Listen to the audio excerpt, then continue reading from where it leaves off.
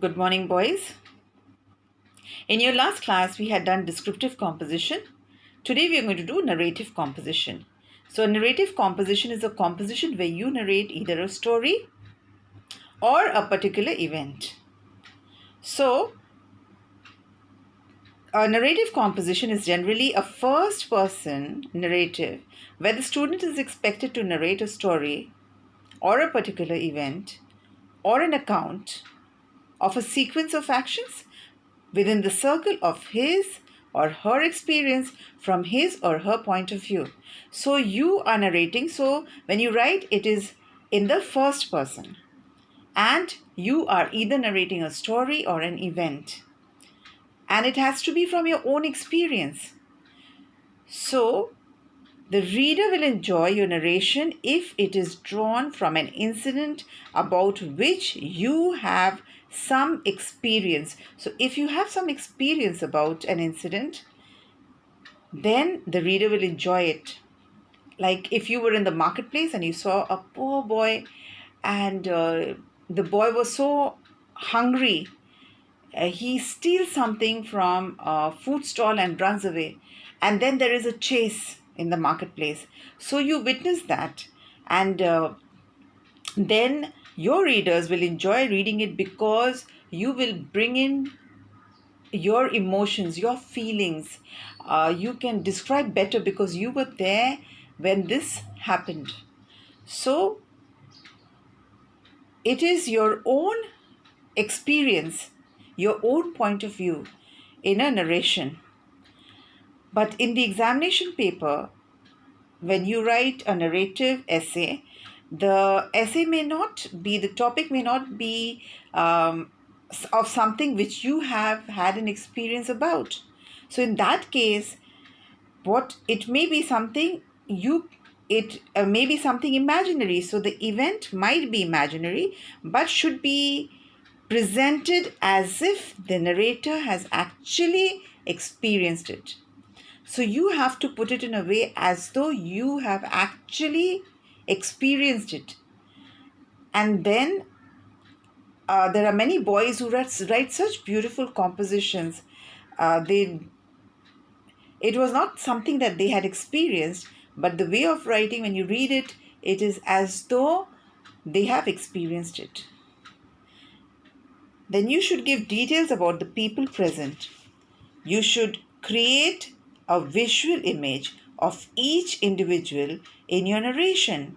You should make the reader see them. So when you describe them, it should be a vivid description where the reader gets to know the people or the atmosphere described.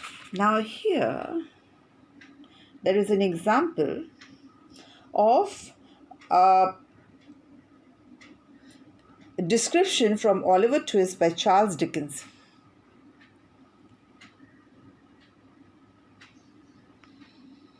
Note how the comparison helps to make the reader see the character in action.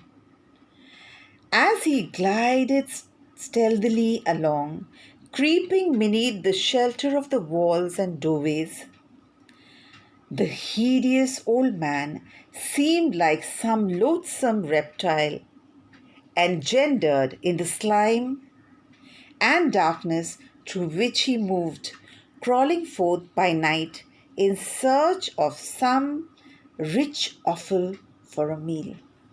So here, the vivid description given by Charles Dickens helps to make the reader see the character in action.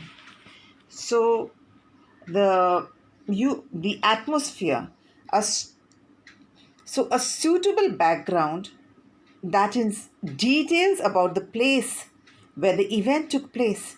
So if you give, now you're in the marketplace, so you have to give details about the place, the vegetables being sold, the boy running away, maybe he toppled one of the baskets and the vegetables were scattered, and then you have all the people chasing this boy. So the description of the place, the atmosphere. Very important is the feelings of the narrator. So, as I told you, it is your own experience which you write from your own point of view. So, your feelings is an important part of the narrative composition.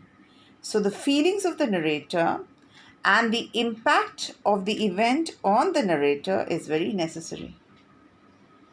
So, keep it to the order. When you're writing, it has to be logically arranged. So, in a chronological order. You also can begin your composition with a beautiful introduction. The introduction need not be very long and boring. As I told you in your last lesson, begin with a sentence which draws the attention of the readers immediately. You begin with a bang to arrest the attention and the interest of the reader. There's an example here: with an unbelievable bang, the truck crashed through the front room. Or you can begin, alas for the man with a shifting point of perspective. There's another example: day had broken cold and grey, exceedingly cold and grey. So when you begin a sentence, you immediately draw the attention of the reader. If you begin a sentence like this, decide which aspect you are going to emphasize and make comments where necessary. There is a narrative composition from one of your ICSE papers which I am going to ask you to write about. And imagine you are traveling by a train. Suddenly, in the middle of the night, the train stops with a jerk. You look out of the window and see only darkness all around. Narrate what happens next. So, when you get a composition like this, you have to begin with a sentence which draws the attention of the reader. And then you can describe the place.